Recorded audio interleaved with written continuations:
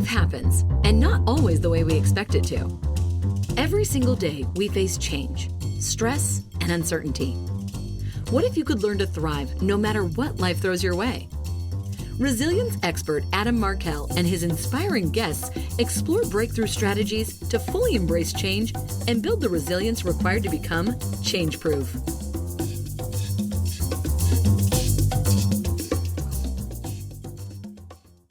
Hey, everybody, welcome back to another episode of the Change Proof Podcast. You know who it is. I think you do. Anyway, it's Adam Markell, and I'm thrilled to be in the seat today. I'm thrilled for the guest that I've got, Antonio Garrido. He has over 25 years in senior leadership positions, world-class businesses. He is an expert in leadership transformation, shaping high-performance leaders out of highly stressed and overworked leaders. I absolutely love that. And he's got an incredible, a really wonderful new book out called My Daily Leadership, A Powerful Roadmap for Leadership Success. You're going to love this conversation. We get far afield. We go in so many different directions together, but the through line of many of these conversations is super tangible. There's going to be things that you're going to want to write down. There will be things that you're going to want to actually implement as a result of what you hear. So find a good place to listen, be in a position potentially to take some notes or come back and be able to do that. But most of all, most importantly, enjoy.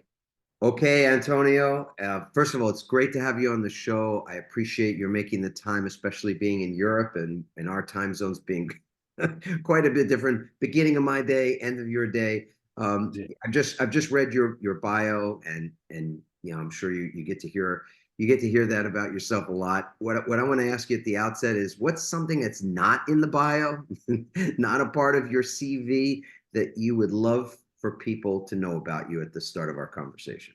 Oh, goodness. Maybe that I mentioned, I mean, how do I say anything now and not sound terribly egotistical? But maybe that this is my third book and I have a contract for another two. So, hey, give this book a whirl. And if it doesn't float your boat, try one of the others, I suppose. But yeah, I guess I get none of those are on my CV, and I guess that's the truth. So try out some of the other books too. All right, very, very cool. And I'm gonna dig a little deeper with you. Okay, so I'm accepting your answer, but I'm not accepting it as the full answer. So what's something else that's not a part of your standard sort of intro or bio? And it may take a second, because this is a question we don't prepare for. I don't tell you about it ahead of time. I don't tell any of the guests, and often people have to kind of take a moment and think, what is it? What don't people know about me that I actually would like them to know about me, or potentially like them to know about me? Yeah, one thing. Yeah. Oftentimes I find it difficult to talk about myself, but another thing that they might be interested to know about me is, about 14 years ago, I set up another company in Miami, and we were incredibly fortunate, and we grew it to the third largest sales development company in the world. So I guess that's quite nice too. Yeah, that is nice. And you spend time now, I think you toggle between Miami and Great Britain and France, which is where I'm catching you today. That's right. We're really fortunate. I mean, I was full-time, I guess, in Miami, largely. I mean, you can't tell by the accent, but I lived there a long time. And I caught COVID very early on. I actually caught COVID in the Super Bowl final in mid-February, just before, towards the end of February, COVID kind of hit the States. I caught it quite badly. I am convinced in the Super Bowl final, and then passed it on to my wife, and we were both quite poorly because nobody knew what COVID was in those days. I mean, for the first 6 or 7 months before there were vaccines, it was quite a hairy time for people that caught it, and especially when we caught it, because nobody knew how to treat it, and oxygen tents and all of that. So when we came out, your president at the time was telling people to perhaps inject Lysol into their veins. My wife and I said, "Do you know what? Let's just go and hunker down." in France because we have this place in France. We've had it for some time. So people ask me, well, where do I call home now? And I think it's wherever the dogs are. So we took, I suppose, where my wife is too, I suppose. We took my wife and the dogs, and we moved to France to kind of sit out COVID. And during that time, we launched this other business, which is headquartered in the UK. And so that's why I flip between the three. But I guess if I had to call anywhere home right now, it would be France. And I guess COVID pushed us here, and we never full time left. So wherever my wife and the dogs are, I think that's where home is right now.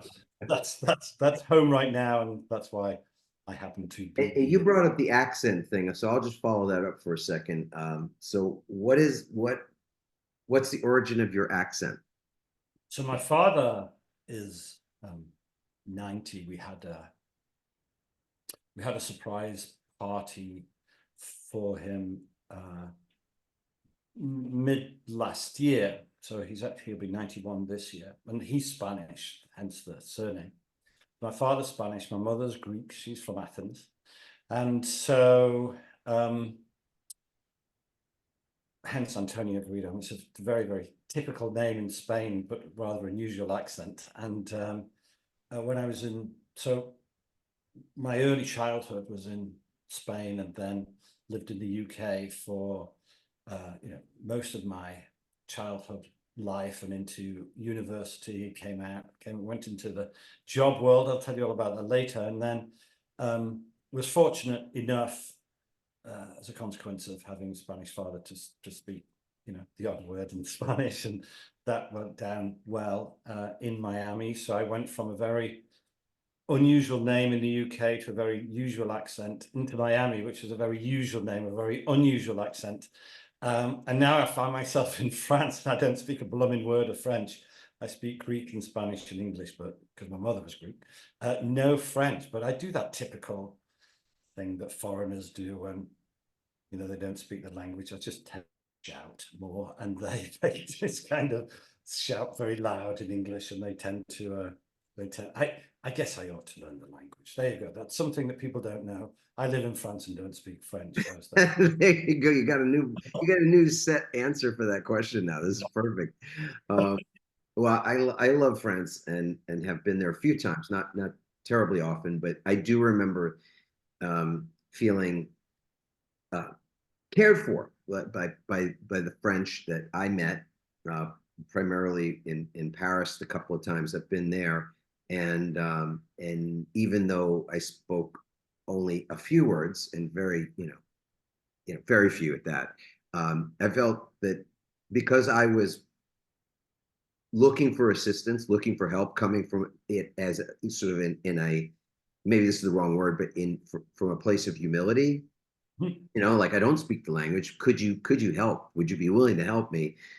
Many people in France do speak English or speak some kind of English. But if you're sort of in a different energy or different attitude, let's say, I've heard that the French can be, not quite as helpful or kind in those situations. I only found the opposite to be true. So it's just interesting in that respect. Yeah. Culturally, they are a surly bunch, but I think probably less for you than for me. I mean, the fact of the matter is that they think, because I speak English with a British accent, that I am British, and the French and the British have been at each other's throats for at least 1,000 years. Whereas yes. Because you're American, they probably struggled a little. They probably helped you out more than they would help me out.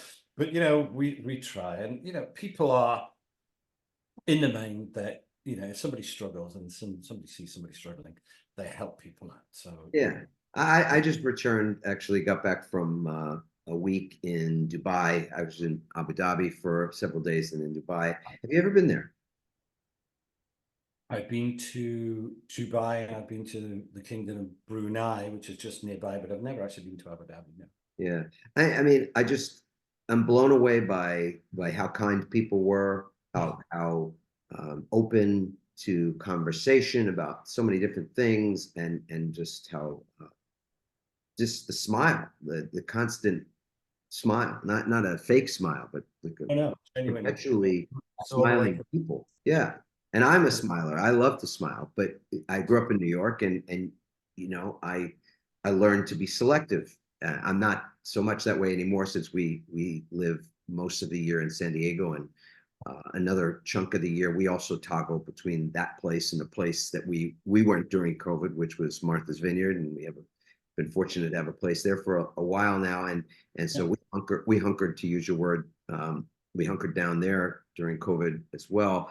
But the that sort of northeastern United States demeanor, which, by the way, if you're from that area, you know that people, might be a tougher nut to crack, but people that when you do get inside, when you do get warm and fuzzy with people from that area, those are very meaningful relationships. People are very real, is maybe a word we could use there, but not easy to get close to, and in No. part, because they kind of wear that demeanor of like, I'm not vulnerable. Don't look to, don't try to take advantage of me, because you'll end up with the wrong end of the stick, kind of thing. And I think the French and maybe, others can also be a bit like that. Yeah, perhaps. But I'm in San Diego fairly often because we have we brought a large client there, and it's California. They're a completely much more chilled out, relaxed kind of breed, aren't they? So Indeed. yeah, I gravitate more to the Californian style than the New York style. But anyway, there you are. Again, I guess my point was really more about the smile, and yes, even though Californians, because I am now a Californian, have been for 12 years, so I can say this. California is definitely much more chill and relaxed vibe, and especially in the surf scene, or in the coastal towns, etc. I still find that people don't smile nearly as much as what I encountered when I was in this area called the UAE, the United Arab Emirates, and it just was, and a lot of the people from UAE are not actually from the UAE originally. It's a lot of people from India. I met people from Bangladesh. I met people from Nepal. I met people from Pakistan. I mean, from all over, really. And but it was just remarkable how, yeah, just how warm. I don't know how else to put it, And it was striking because, as I said, I love to smile, and in an environment where people were so willing to lead with a smile, I was so happy to wear a smile. Yeah, nice. It's a bit like Miami, I think, in that like everyone's from. It's quite difficult to find somebody in Miami that's actually from Miami. That's true, right? That similarity ends there because the smiling is everybody's very guarded because they're kind of first and second generation. My father always says it takes 3 generations, of immigrants before you feel fully integrated, where the first generation aren't, the second generation kind of between two camps where, they speak the language of the parents and they're not properly integrated. It takes 3 generations. And I think Miami is probably about 10 years away from just chilling out. People feeling grounded and maybe feeling like they belong fully. Yeah. Like it's their home, not their visiting or. Yeah, exactly. Yeah, interesting. Everybody's very cute in Miami, I find, but that's just because they're from Cuba and Colombia and Venezuela and Argentina, because it's really like North-South America versus South-North America. You know what I mean? But it'll take, in a few years, I think, Miami, another 10 years or so, when the 3rd generation kind of come out to school and integrate, I think Miami will be a chilled out place. I mean, use the word guarded, and I think that's a really interesting word. I gave a TED talk some years ago where the through line of that talk really had a lot to do with living on guard and being guarded. And in that story, I was sharing how I was a lawyer for a couple of almost 20 years, and originating in a different point in time in my life where I learned how to be guarded and be on guard, and that guarding, in many ways, there's a cost to it. There's a toll that it takes upon us on a level of our uh, mental, emotional, physical, spiritual health, and well-being, that kind of thing, which is a good lead perhaps into conversation between you and I about that, because I think in working, being in the work world, not just as workers ourselves and having done that for a long time, but in working with organizations that are looking after their workers and workplace, what I see frequently are a lot of people who are still on guard, and a lot of depletion and challenges that are the result of sort of being perpetually on, and sometimes perpetually on guard. But I want to get your perspective. So you also work in that space, and overworked leaders and stressed out leaders that are also being driven by others to perform, et cetera, et cetera. So it's kind of a broad opener, but I'd love to just get your thoughts on, well, what's the state of the workplace today, and what are you seeing in leaders today? Have they evolved much? They are evolving, but I can we talk about that guarded thing just for 1 second? Oh, Because please, anything you'd like to talk about. That's what I love about this show. yeah, it's a pet principle of ours. Let's play a quick game, okay? So you'll forgive me in advance because I know very little about American football. I said earlier that I went to the Super Bowl final, and that was just for the event of having been, for being able to say that I have been. I really don't understand it. I know what football is, soccer, where you kick the ball with a foot, hence the name. I'm going to help you with this, even though it's cute. I'm going to help you with future conversations too, if you care. You could just call it the Super Bowl, like to say the Super Bowl final is a redundancy, because at least to an American, the Super Bowl means the final. Is the final. It is. It is. Okay. Got it. Okay. Anyway, so they play American football. I should just say football, I imagine. So they play football, not soccer, but they play football. So I know little about the game, but let's play this game anyway. Let's imagine we have two coaches. Okay. We'll say the first coach, and you're going to play both, right? You're going to answer on behalf of both. So let's say the first coach. So you're now the coach. You're the first coach of this American football team. By the way, it can be basketball, it can be any team, right? Any team. It doesn't have to be football, but let's go with that. Now we've started. And let's imagine that you've just lost a game. You've lost another game, right? And you are 0 for 6. So you've lost 6. You've lost the season started 6 games ago and you've lost every one, right? So you're not doing terribly well. And the owner of the team comes to you and says, hey, Adam, we're 0 for 6. This isn't good enough. This isn't what we paid you for. This isn't why we brought you in. This isn't why we're paying you all of this money. This is embarrassing. I've had enough. The next game, so I'll be super duper clear with you, Adam, the next game you lose, don't come to the office. Will be your last. Will be your last. Don't come to the office. Pack your bag, go home, pack your bags and leave because you're fired, right? And you go, hey, hold on, time out, right? I've got a 3-year contract or a 2-year contract. I moved my family here. The kids are just at school and they're just getting used to it. And you can't do this to me. And the owner goes, your job is to win games. You're not winning games. So the next game you lose, see ya. Okay. So you believe, right? You know that he was very earnest in that warning, right? And so you know that that's 100% now your belief. So you are now instantly in this mindset of playing not to lose, playing to not lose. That's now your mindset. So you go and see your coaches, right? The next day, all of your team, and you say, guys, the next time we lose a game, right? If we lose this game on Saturday, don't come to work in the morning because you're all out of a job, right? He did that. You know, executive toys, there was Newton cradles where somebody drops a ball on one side and it flips. He just did that, right? So his boss told him dire consequences if the next game you lose, and he's just passed that on, right? And he's told everybody the same. So he said, so are we clear? Then if we lose on Saturday, everybody's out of a job. Okay, so now everybody's now in this not to lose mindset, right? So let's think about then how they set up their training and planning and everything for the game on Saturday.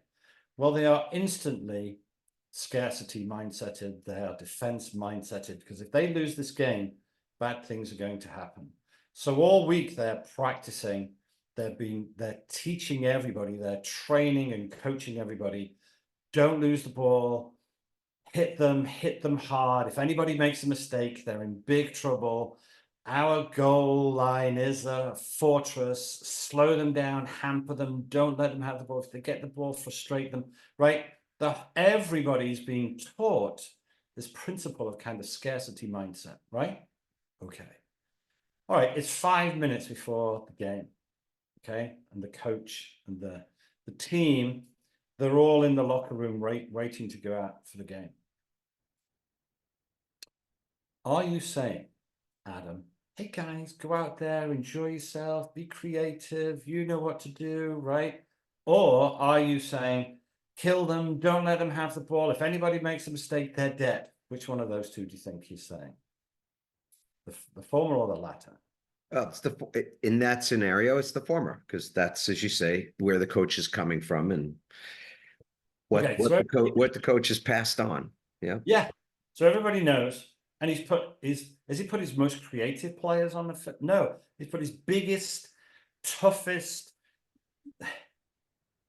most gladiatorial players that he has on the whole of the roster, right? He's going to go out and just light a candle and say a prayer and hope that they're not losing by halftime. Anyway, halftime comes along, and there's one of three options: is either winning, losing, or is drawing. That's it. I was going to say it's fairly binary, but it's not binary, is it? It's whatever three is, right? Whatever the three. Anyway, so let's imagine that by some miracle, right, you're winning. Okay.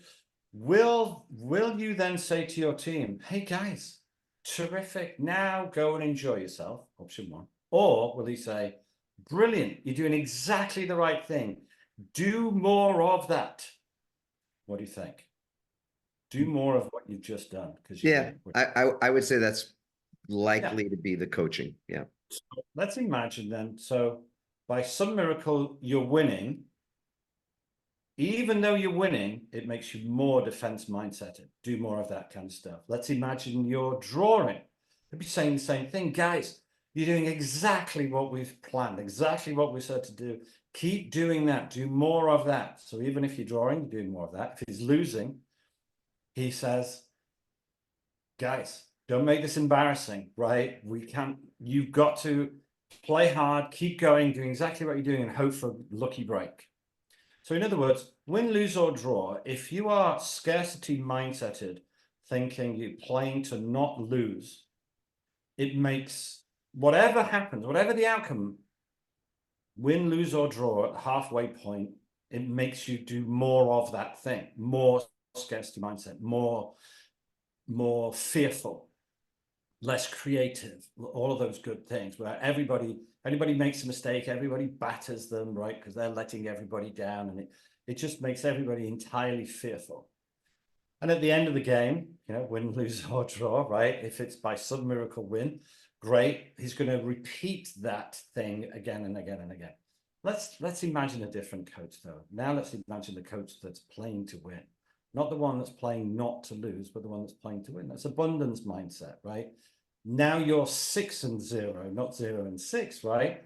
And how do you set up the team for Saturday's game? Well, you're just going to do the whole enjoy yourself, get creative. These guys have a walkover, pushover. We're going to kill these guys. We're the best, right? It's going to build belief like crazy in his team. Going to build belief instead of fear, the other one, right? 5 minutes before the game, and he's all about get creative, do your thing, you know what to do, batter them, you'll be fine, work for each other, you're a team, I believe in you, go out and enjoy yourselves. Half time, win. If you're winning, he's going to say do more of that. If he's drawing, he's going to say work a little bit harder. If he's losing, guys, don't get despondent, keep going, you can do it, you're better than these guys. All right, what's my point? My point is that if you are scarcity mindseted, fearful, if you are playing to not lose, whatever the outcome is, it makes you do more of that. And if you're playing to win, whatever the outcome is, it makes you do more of that. And we talk about trust. I remember years ago, I was managing director of the company, and the group chairman walked in, furious. He was furious because one of the team had taken a day off, right? This was my boss, right? I was the MD or the CEO. And he came into my office and he was furious because one of the team had taken the day off because her uncle, for a funeral for her uncle. Okay. And let's just call this chap George. That wasn't his real name. And George says, do you know where Mary was yesterday? I have no idea. Where was she? She was off. She went to her uncle's funeral. And I went, oh no, Mary's uncle died. How awful. And he said, it is awful. And what are you going to do about it? I thought, what am I going to do about it? The chap's already dead. So I said, in what regard? And he got out the company handbook, the staff handbook. And it was like the blooming New York Yellow Pages. I mean, it was like 3 inches thick. Did they still have Yellow Pages? I don't know, but anyway. So like this really big, thick, weighty tome. And he flicked through it, like just so grumpy. And he went down the list of the relatives that are allowed to die such that you're allowed to have a day off. So like a child or a parent, right? A grandparent, if it's on your side but not the other, like this whole list. So he said, and by the way, uncle wasn't on the list. So he said, so what are you going to do? I said, oh, crikey, yeah, we've got some things to do. And he says, great, what are you going to do first? I went, well, first I'm going to get Mary some flowers, so I'm going to arrange that. And then I'm going to, and he said, and then what are you going to do? I said, and then I'm going to change the staff handbook because it's absolute nonsense, right? Now, let's just pump the brakes for a second. The company staff handbook looked like the New York Yellow Pages, which basically said that the chairman didn't trust the people that worked for him, right? So he didn't trust them. How much trust do you imagine that they had for him? Every time he brought out a new policy, every time he said anything, they were incredibly dubious and doubtful because he didn't trust them, they didn't trust him. And he was always bemoaning the fact that nobody trusted him. And that's, I often say to our clients, what's your strategy for trust? What's your strategy for truth? I would say, we ask all of our clients, and when we're onboarding them, we say, hey, Frank, what percentage of the time do you think your people are telling you the truth, the whole truth, and nothing but the truth? Right? What percentage of the time do you think your people are telling you the truth, the whole truth, and nothing but the truth? And those people that say, I don't know, 5%, right? We already know where they are in the trust spectrum, right? If they think that their people are telling them 5% of the truth, then what does that tell you about the relationship between that leader and the rest of the organization? So in other words, to get trust is, it's the principle of, I will say to people, I'll say to a leader, tell me who works for you, right? And they'll get the organogram out and they'll go, Mary, Tom, George, Michael, Fred. And I'll go, and they all work for you, do they? And you go, yes, they all work for me. And I go, do they work for you or do you work for them? Right? And they go, oh yeah, I suppose I work for them. So, okay, cool. So then I'll say, what percentage of the time do you think they'd say the truth, the whole truth, and nothing but the truth? And those that go, yeah, probably about 80%, I go, great. Instantly knowing that they tell their people the truth, probably about 80%. But when they say 5%, I instantly know that they're telling their people the truth, only 5%. How many leaders say, openness and communication and honesty, they're the hallmarks of our business. And you go, and then people say to them, are they really? And then the leader goes, yes. And they go, well, how come I read about the acquisition in the paper when you must have been planning that for at least 6 months? How come you didn't tell me I had to read about it in the newspaper? Right. So this whole thing about scarcity mindset, abundance mindset, we work very hard on building abundance mindset with our leaders, because that issue and trust and truth, they are actually, in our experience, and we've coached and trained a lot of them. They are two of probably the top 5 or 6 blind spots that leaders have, but don't recognize them. Oh, look, see how quickly it went dark. So they don't recognize that those are their blind spots. Because why? Because people can't see their own blind spots. If they did, then QED, there wouldn't be blind spots, right? So mindset and trust and truth, they are the first, they're amongst the first things that we try to tackle when we're trying to help the people that we work with. Is that the number one challenge? I mean, when you are brought in to meet with leaders or with some senior level people, are you finding that those are the biggest issues, or are there others that you're seeing more now than before? And has there been a change in the kind of issues that you've seen since the pandemic? Since you brought that up early on, things have changed since then? I don't think so. There was, directly after the pandemic, there was a huge sway. Coming back to this trust, and now we'll answer that question in a second. Directly as the pandemic was starting, so probably, if you remember, when the pandemic started, everybody said, 6 weeks, this will be out of here. Remember, and it was like 2.5, 3 years, right? Everybody thought it was a 6-week gig. So people kind of kept a lid on things for about 6 or 7 weeks. What then happened is CEOs and leaders started to get very nervous about people working from home, right? Because they saw that this was going to be a long-term thing and not just a temporary blip. And so they started worrying that people would be working on home, that they wouldn't be working. They would just be goofing off and watching TV and, standing by the microwave all day, eating popcorn and right. And so there was a big seismic shift, and for a short period of time about, again, about this home working and trust and remote working and stuff. So I saw that, but then that kind of drifted, back to, it became the new normal. But coming back to your question before that, the biggest issue as a general sweeping overarching principle certainly is self-awareness, right? Because EQ, emotional intelligence, is like so critical, and a key component of that is self-awareness. And what we see in leaders, and interestingly enough, the more senior, the larger the organization, the worse it tends to be.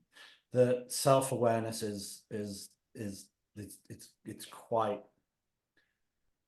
it's in very short supply, right? Not least because here's what never happens, Adam, because it's hard to tell somebody they have an ugly baby, right? And nobody would ever. So think of a large organization where maybe the revenue starts with a B and not an M, right? With thousands of employees and maybe even, public money and so on. But no one ever comes and knocks on the CEO's door and says, hey, George, you got 5 minutes? And George goes, yeah, come in, what's up? And he said, well, I've been watching your performance over the last 6 months or so. And I just thought I'd let you know that I think you're dreadful in nearly every regard. I think you're an awful leader, and because of this and because of this and because of this. And because, I mean, it's an interesting way to get fired, especially when the chap that you're talking to, you just don't want that reflected in your next salary review, do you? You don't want that to reflect, where you can park your car in the car park. So nobody tells a leader that they're doing a terrible job. And if self-awareness, well, it is an absolute key principle of leadership. If self-awareness is in short supply and nobody's going to tell you the truth, right? Then how do you develop self-awareness? What a lack of self-awareness leads to answer more fully your question, is a bunch of blind spots. Just before the Super Bowl, I did a talk to about 400 leaders. And I said, as I mentioned earlier, by show of hands, who here thinks they have no blind spots, right? And thankfully, nobody put their hands up, right? It's always a very nervous point when I ask that question to 400 people. So, good self-awareness, everybody recognized that they must have some blind spots. Poor resilience might be one, for example, right? So when I then asked everybody, okay, terrific, great self-awareness, everybody knows that they have some leadership blind spots. Just take a second for me and would you write them down for me? And of course, that's where the problems start, because they don't know what they are, right? They don't know what the blind spot is, so they don't know what to fix. And whenever you go to the doctors and have, an X-ray or an MRI and blood test, they do those things and take a full history so that they can figure out what the issue is before they start prescribing any medicine, right? Any prescription or remedial course of action. And I'm always staggered how organizations that purport to help leaders and entrepreneurs, even solopreneurs, right? I don't mean you have to be part of the very, very highest echelons of the great and the good. Like, it's everybody. The first thing that we work on is self-awareness, because without that, nothing else works, right? They have to be able to say the leadership equivalent of the Alcoholics Anonymous, where they go, my name is George and I'm an alcoholic, right? And everybody goes, hello, George, right? Until you get to that point of self-awareness and until you admit to yourself you have a problem and no one else can help you. Does that make sense? So we have to get over that hurdle as early as we can, as quickly as we can, as painlessly as we can, because there are a lot of bruised egos associated with it. Once we get over that, then people's resilience starts to grow. And they can more easily accept critique. I couldn't agree more. I mean, I think that this is not even just a question of what is a challenge for leaders. I think it's a challenge for humanity. It's a challenge for the entire species. My own experience leads me to think, I can't conclude because I wouldn't, I don't have the research to back this up, but it's my suspicion that people know fairly well what their strengths are. And most people could tell you, if you said to them instead, tell me what you're good at, tell me what your skills are, what are your core competencies, that kind of thing. People would be able to give you fairly accurate answers, and others would back them up on that. But if you say to them, what are your weaknesses? What are the things that you're quite weak at? I think people have genuinely difficulty in answering that. I mean, that even a person with some genuine humility may come up with some things, but our weaknesses are in fact less. We're less intimately aware of them, and you could use the word blind spots quite easily for that. So I really agree with you there that people don't necessarily know what they are. On my most recent trip, I was attending an offsite. I was speaking to a group of people at this organization. I'm not permitted to say who it was, but they brought in a magician for one of the evenings. It was a beautiful offsite, and they had a lot of entertainment as well as organizational development and training and that kind of thing. And I was responsible for some of that. But the magician was quite well known, quite famous. I think his initials, his acronym is DMC. He's actually a British magician, illusionist, mentalist, I think as he calls himself as well. Very famous, Netflix specials, all that kind of thing. And he was performing his act. And what I watched and participated in was his telling us about the things that he was doing, that he was going to perform these illusions or these tricks, mental tricks, and that he would tell us what he was going to do. In the end, we couldn't figure it out, and that was pretty remarkable. So that he had the skills to be telling us what he was doing, and then we couldn't figure out how he was doing it. It dawned on me that a part of why that works is the fact that we are unaware, that our lack of awareness is crucial in the equation. If we had greater awareness, greater perception, greater insight, we would in fact not be as easily fooled, if fooled at all. Yeah, So this is magic, not miracle. Yeah. And that means that what we're seeing or what we think we're seeing is actually not what we're seeing. No. So, and that's the whole point of it. Our lack of awareness is part and parcel and crucial to the success of his craft of magic. And it got me thinking quite a bit about the fact that this is an area where, if we were to work on, as much as it's important to work on our strengths and to strengthen our strengths and be focused on the things we're good at, to your point earlier, it is also really important to become more aware of areas that we're weak at and where we have blind spots, because that is truly where our greater growth is. And I feel like that's what you're saying. 100%. And that, what you were just mentioning earlier in terms of that confirmation bias, right, where we fool ourselves into thinking that we're good at something oftentimes. And when this principle of, because everybody thinks they're a good driver, right? So if you ask everybody, do you think you're an above average driver or a below average driver? The American Road Traffic Association did a huge piece of research on that about 10 years ago. We talk a lot about confirmation bias in the book. It was something like 89% of people thought they were an above average driver. And if you think about that for a second, mathematically, that's impossible. Half are better than and half are worse than, but 90% practically think that they are better than the average driver. Well, that can't be true. And I think it was Harvard, it may have been Princeton. In the 70s, early 70s, late 60s, early 70s, they first started researching confirmation bias. Here's what they did. This is one of my favorite stories, very quickly. Maybe you'll know what I'm talking about. Lots of your audience won't, but they went to Woolworths. Do you remember Woolworths? Sure. Yeah. And bought a bunch of socks, white socks. Dozens and dozens of pairs of white socks. They split these socks into two and they nailed them on two sides. They got a piece of board, drew a line down the middle, put one sock on the left and its pair on the right, two white socks. And above the left-hand sock, it said washed in, premium Tide. And on the right-hand side, it said washed in, own brand soap powder, right? Something, right?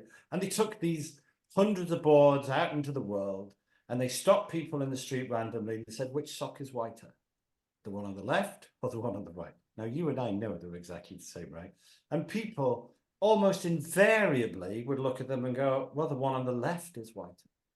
And they would say, well, what makes you say that? And they would say a collection of, well, it's just clearly whiter. The other one's a little gray and that one's almost blue, right? And they would describe how and why the sock on the left was whiter than the sock on the right. Okay. Then the researchers said, well, actually, can we let you a little secret? Yeah. Well, they're both the same. We bought them this morning in Woolies, right? We split them, we nailed them on the board, and we wrote that above that and that above that. They're both the same. What would you imagine? What would you like to imagine, Adam, that 99.9% of people at that point, what do you imagine what would you like them to say? What do you imagine? I would like to imagine that people would go, oh, silly me, I'm such a fool.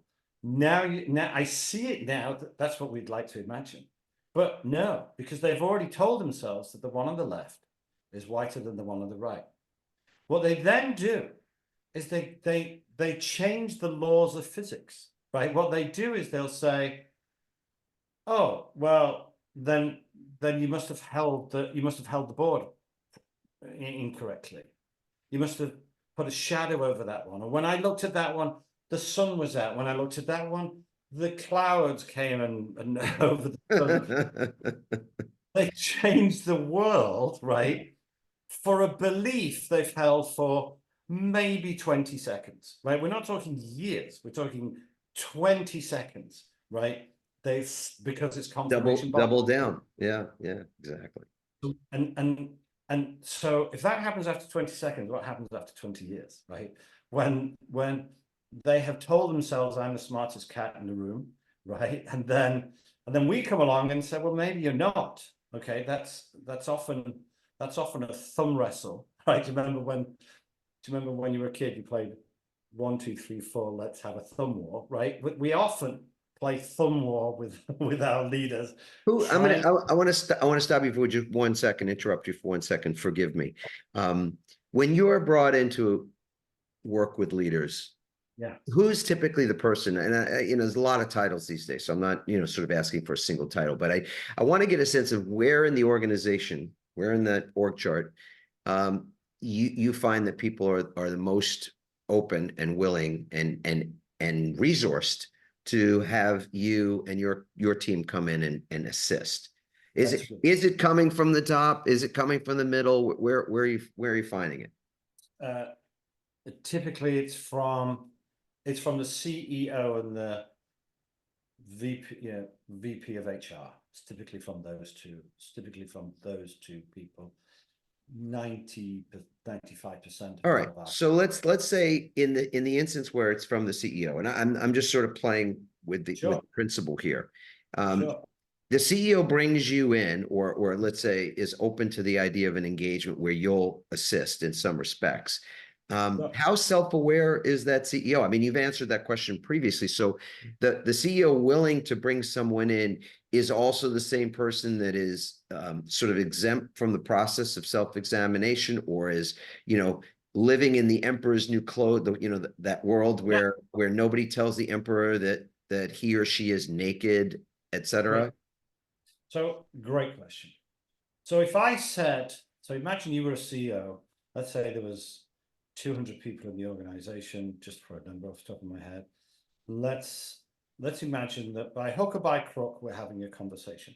I'm going to show you our real secret sauce now, right? This is a real peek behind. When Toto goes, the Wizard of Oz, and pulls the curtain behind, and then there's a wizard doing all that thing. So this is one of our processes of guided discovery. Because if I say to the CEO, hey, well, here's your problem. You've got this and this and this and this and this, and that's what your problem is. If I tell them it's my data, nobody believes my data. They only believe their own data. Why? For this principle of confirmation bias again. So, in fact, to keep the sums, to keep the mathematics really easy, Adam, let's not say there's 200. Let's say there's 100 people, okay? So I would say to you, so Adam, how many people work in the organization? You say 100, right? I'll say, okay, well, standard distribution bell chart, you've probably got 20% A players, you've probably got 60% B players, and you've got 20% C players. That's how the world works. Standard distribution bell chart, over 100 people. Makes sense? You just nodded as I said it. So they go, yeah, makes sense. I go, okay. So Adam, that means with 100 people, you've got 28 players, you've actually got 60 B players, and you've got 20 C players. And then we go, okay. I'll say, so Adam, give me the name of one of those C players. And then you say, Bill. Okay. Give me another one. You say Tom. Give me another one. You say Mary.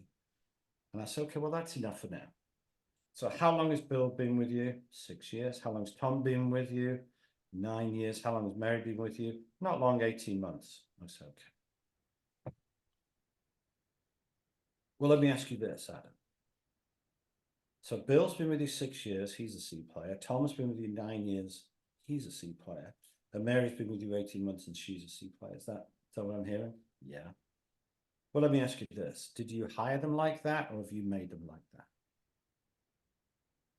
And then you go, you've either we've hired them like that. That doesn't speak well for your organization. Or you say, we've probably made them like that. Okay, then we'll have a conversation about culture. You'll say a bit of both. We'll have a conversation about both of those. Or you'll say, I don't know. There's no other answer. Like they didn't magically fall out of the sky.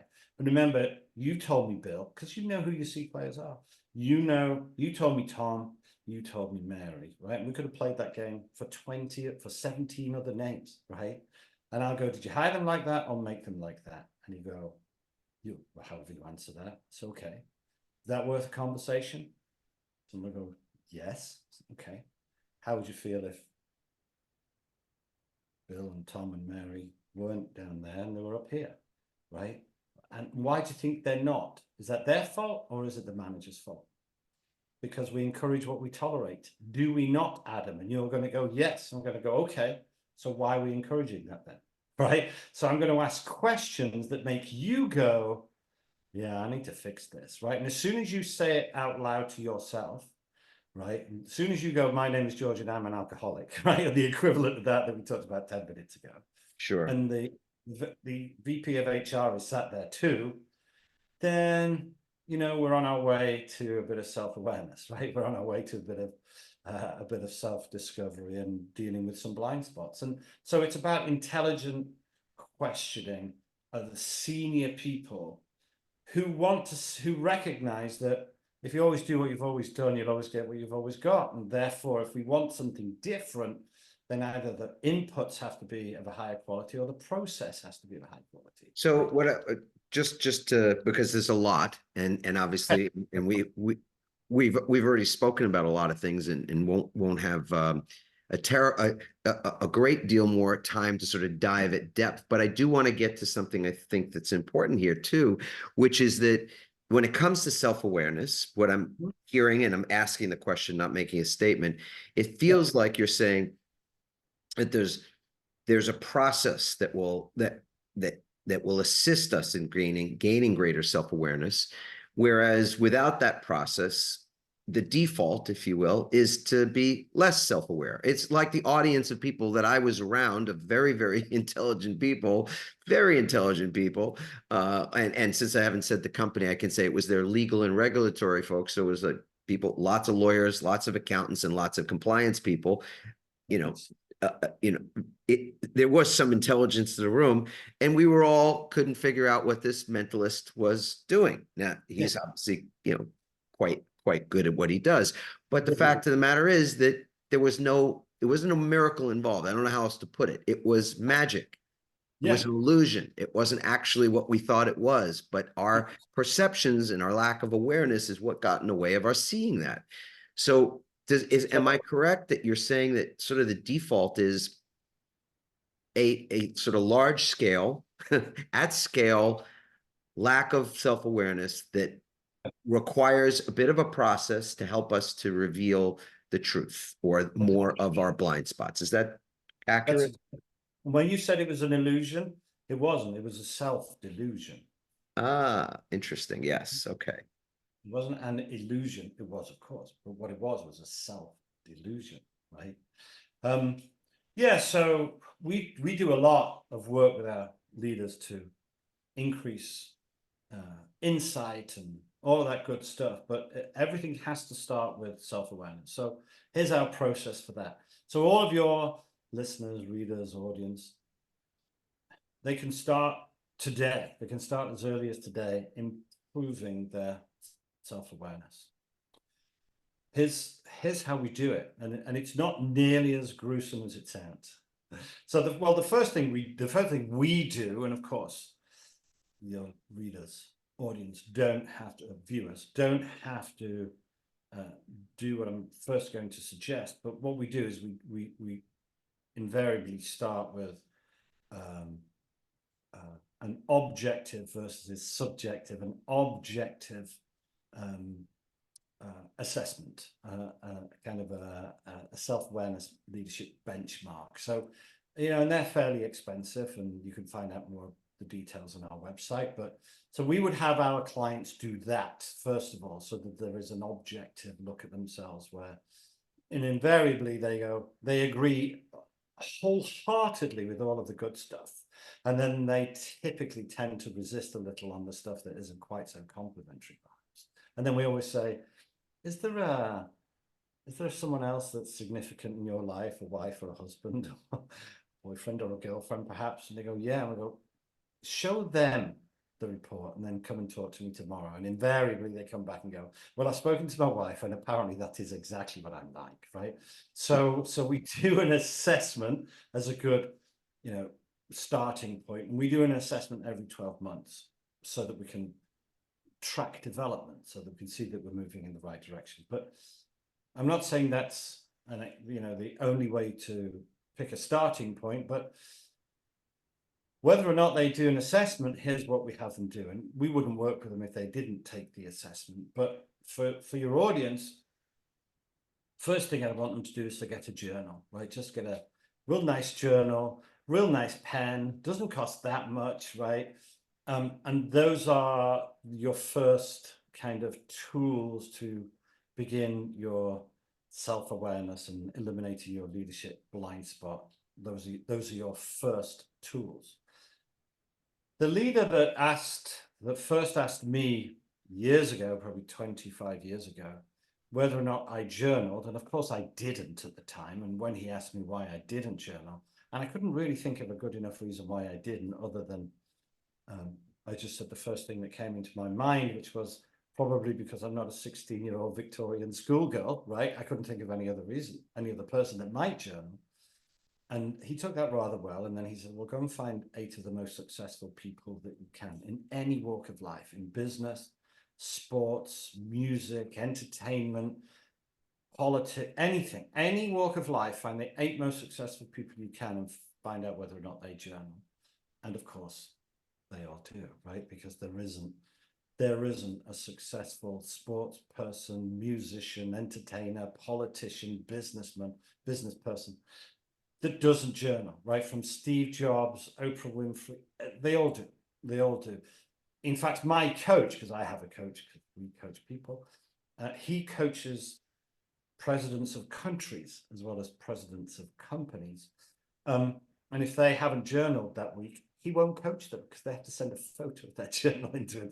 Otherwise, he doesn't coach them, right? That's how serious that is. But here's the thing about journaling, and it's real simple, because already half of your audience have gone, not for me, thanks. That sounds too difficult. But we've got some big changes to make, right? So here's how it is. You'll have a day, Adam. You'll just have your day, normal day. And at the end of the day, I just want you to do this one thing. How did I do today? What was my performance like today? What would I give myself today? Was I world class today? Am I going to give myself an A+ for today? You might say, well, probably a B-. Well, that B- behooves the next question. Well, what could I have done more of or less of to make that B- a B or a B+? Well, maybe I could have spoken to Monica a bit more kindly. Maybe I could have spent a few more minutes on that email because it was a bit terse. Maybe I could have done more or less or this differently. All right. We start to do that with some regularity. And I don't mean years of regularity. I mean about 20 days. 20 days of that, what we're going to call introspection, right? That kind of evaluation, because wisdom comes from evaluated experience. That's where it comes from, evaluated experience. So you start to do that for about 20 days. You do that with enough density, and then so hindsight, right? That's a bit of reflection for about 20 days. What then happens before 20 days, right? About 15 to 20 days. What will happen, Adam, is somebody will ask you a question. And that in 5 hours' time, future Adam's going to be saying, how did I do today? And you'll find that situationally, instead of responding one way, you think, how would future Adam, what would future Adam be grateful for if I did or said or didn't do right now? And you find yourself situationally changing your behavior because you want to give yourself an A, right, tonight before you go to bed. So you start to, so that hindsight, right, that self-reflection, looking backwards, leads to situational insight where you go, you know, I could say this instead of that. What that then does, when you do that with enough density, when you start to moderate your current behavior and thinking, your mindset and all of that kind of stuff, when you do that with enough density, probably about another 20 days, that leads to foresight where you can start to say, hey, if we don't do this, then something bad could happen. So you start to look ahead instead of looking backwards and then in the moment.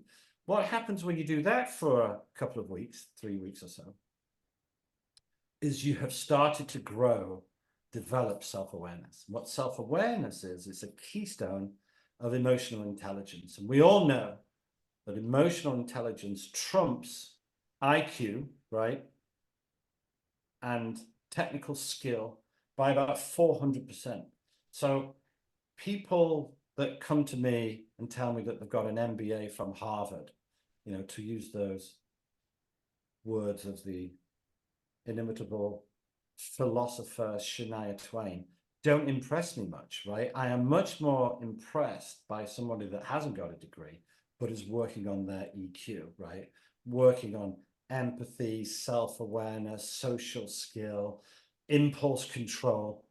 The worst leaders we know have very low impulse control. They blow hot and cold and scream and shout and throw things and awful, right? So when we start to journal on a daily basis with a bit of intentionality, and again, you can go onto our website and download a ton of free, you know, prompts for that for 30 days. And just, you know, when we ask people if they journal, they go, well, I don't know what to write, how much to write, what should I do, what should I say? And we go, Yeah, I mean, I think you've done a really great job of crystallizing for our listeners today.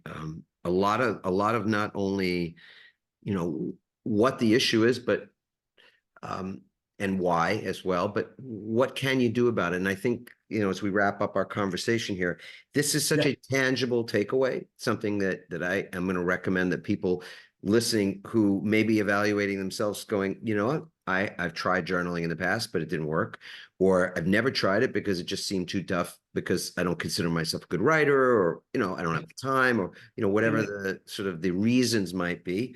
yeah, I think that question that you've given is really, and there's many questions, and that's beautiful, but this one question I think is really solid as a, if all you did today was to pick up, and I, as you can see, I've got journals all literally, my desk is just littered with journals, good, and good, good, and I got 3 or 4 that are filled, you know, so these are done, and now I'm on a new one. um nice. yeah, I mean, and some of them in note taking, in all honesty. Not everything is the formal journaling, but use them for note taking as well. I think this question of how did I do today is Yeah, a fabulous question, because, you know, even for somebody that just wants to get started, or even somebody that's been doing it a while and is looking for fresh inspiration, you know, fresh insight, I think this is a key question to ask, because you could write for a paragraph, a sentence, you could write for pages and pages on end to yeah, answer that one simple yeah. but really powerful question: how did I do today? And I Awesome. love that you also laid out the progression that when doing that, this self-evaluation that creates this, um, looking backwards to see how you did it, the looking backwards, and that evaluating your experience of the day provides this interesting new benefit, which is this being ability to then in a new day, in a new moment, look forward, to be able to Yeah, have foresight instead of exactly. always looking backwards to say, you know, how did I do? Oh, I didn't do so great, I got a B, or I did quite well today, or whatever it might be. But it's after the fact to say, you know, it's a lag indicator, if you will. It's a um, lagging. but Yeah, but if what you wanted to do is to create new results, which we're always saying we do want that, sure. then what you've got to do, focus, in my opinion, is focus on the lead indicators, the lead measures. And this, what you're giving us, I think, is really providing a lead measure for how it is that we would create a new experience and a Yeah, better experience. So yeah. I And so thank you for that, Antonia, and the way you unpacked that was elegant, was beautiful. So I appreciate that as well. You know, I'll give you the last word, in the sense that I'm going to ask you a question, but so direct it just a bit here. is there something that you do on a daily basis for yourself personally that contributes to your self-awareness or contributes to your resiliency? I feel like self-awareness is an element, a very important element of being resilient. Right. But so you can frame it either way. But is there one thing that you do on a daily basis, on a ritual basis, that you could share with us as we wrap up our conversation? Well, obviously, other than journal, right, which is like I do every day, Fantastic. Yes. obviously. Yeah, I would. Another thing that I do every day, and variants of it, but not too far distant from it. Um, I never leave a conversation with any of my staff in any of my businesses, and I have many conversations every day with them. Some version of what do you need from me in order to be successful, right, in this project or what we just talked about. So I do that a lot. So what do you need from me in order to be successful? Another great Often, question. Yeah. I will often also, it's interesting how when you say to somebody, okay, so we're clear, that's the plan then, are we good with that? They'll go, yeah, yes, Adam, got it. What is quite staggering is when you then, they'll walk out of your room. I have 4 children, right? And I'll say to 4 kids, hey, grandma's coming, so make sure you tidy your room. Half an hour later, we'll walk past the room and somebody's eating a pizza and somebody's doing something else. And it's like, I thought we talked about this. And they go, oh, what did you mean today? Right? It's like a telephone game and someone's 3 feet away from you. And you think, surely the words that came out of my mouth didn't change much from the 3 feet from my mouth to your ear. So another very, very good habit I always do is we get to an end of a meeting or an end of a discussion. And so as well as asking what do you need from me in order to be successful, I will invariably say, okay, then, so in your own words, what if we agreed? And Yeah. have confirm what it is that we've agreed to make sure that we sense check and pressure test all agreements. Yeah. So And people, that I don't, again, just because I've said we're sort of in that last question phase, but I can't help myself. I'm going to break my own rule here. Do you find that when you ask that question of people, especially more senior folks, that they're ever insulted by that or don't feel as though you trust them? never, because they are staggered by how many times they ask that question and somebody says, oh, I thought we said this. And if it wasn't for that insight aha moment, like if that never happened, they would be like, this is a dumb question.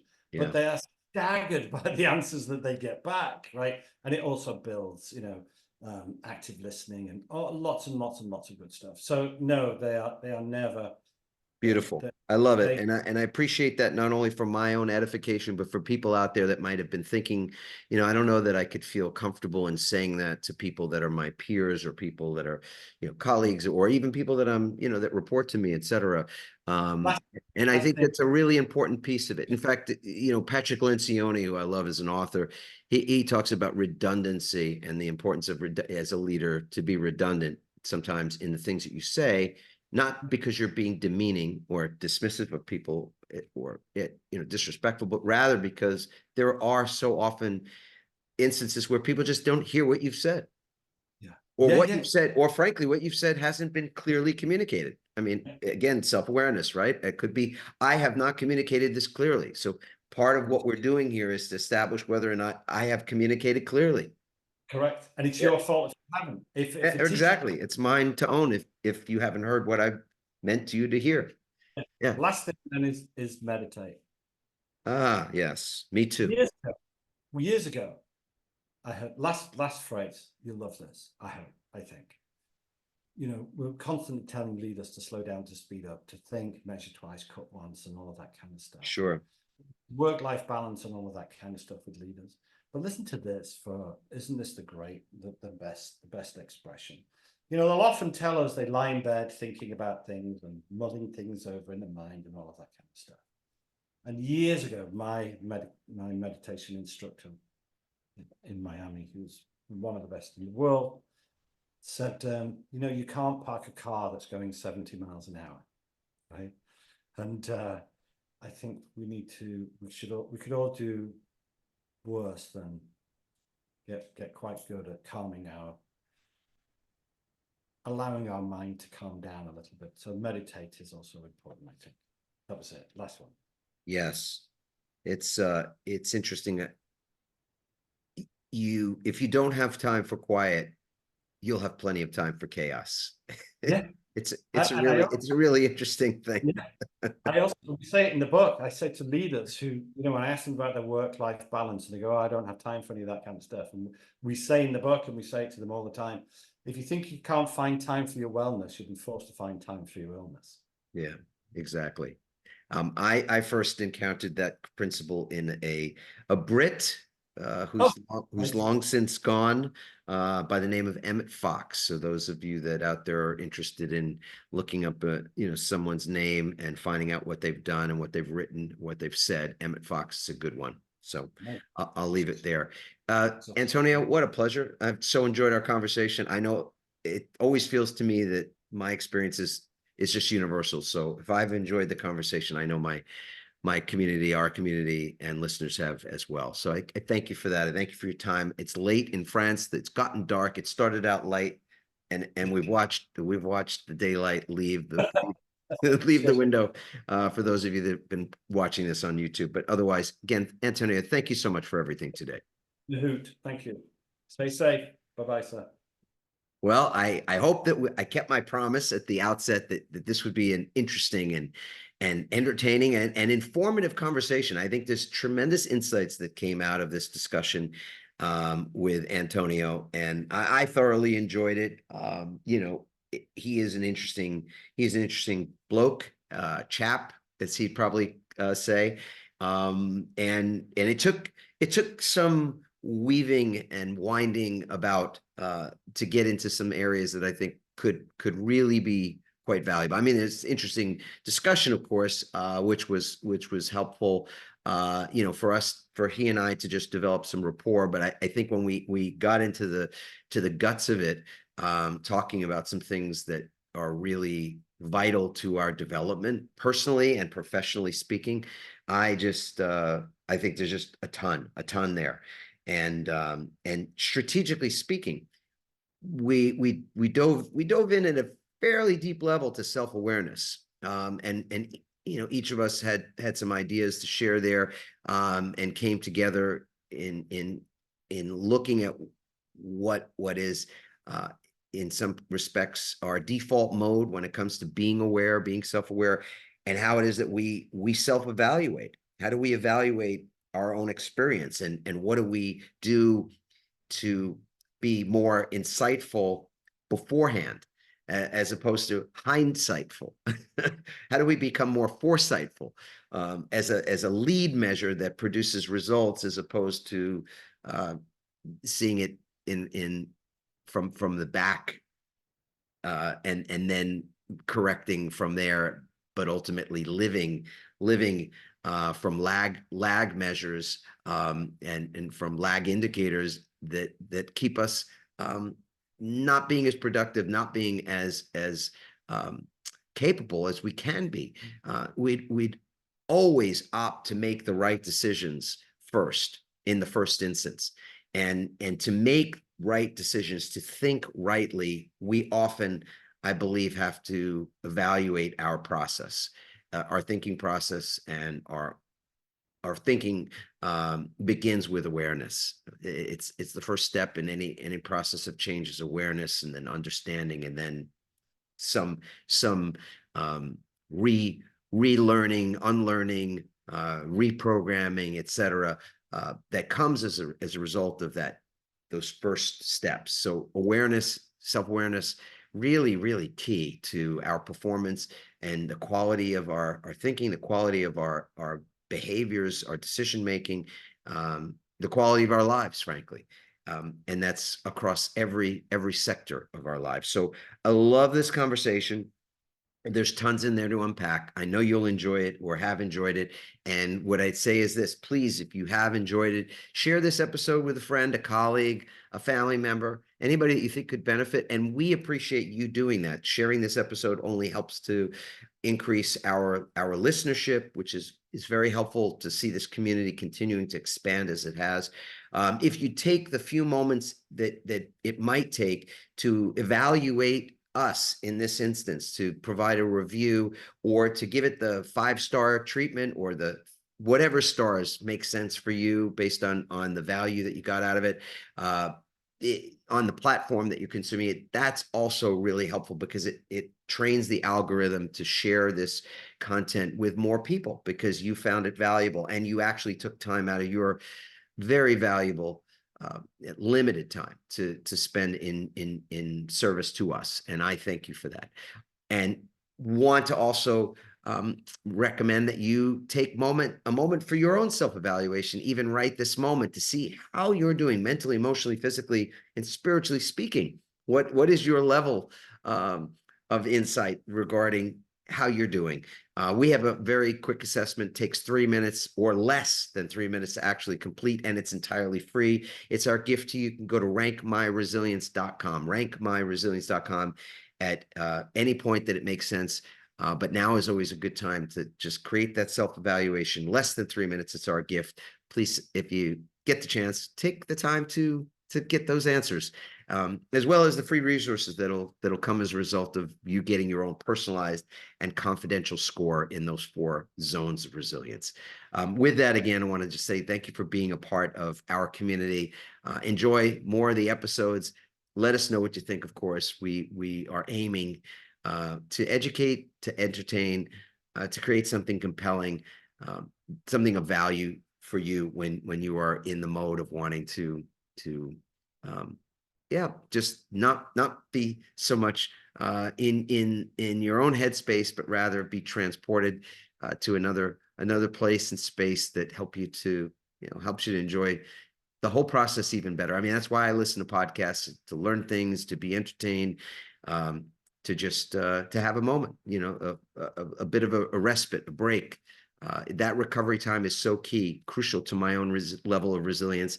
And that's why I listen to podcasts and listen to music and listen to audiobooks and all that kind of thing. I'm sure you do the same. So again, thank you so much and have a beautiful rest of your day, and ciao for now. Thanks for listening. We hope you now have even more tools and greater insights to build resilience and become change-proof. Remember to leave a review on Apple Podcasts, and you may be featured in an upcoming episode. For more resilience tips and strategies, including support for building change-proof teams, visit adammarkel.com. To get your own free resilience assessment, go to rankmyresilience.com.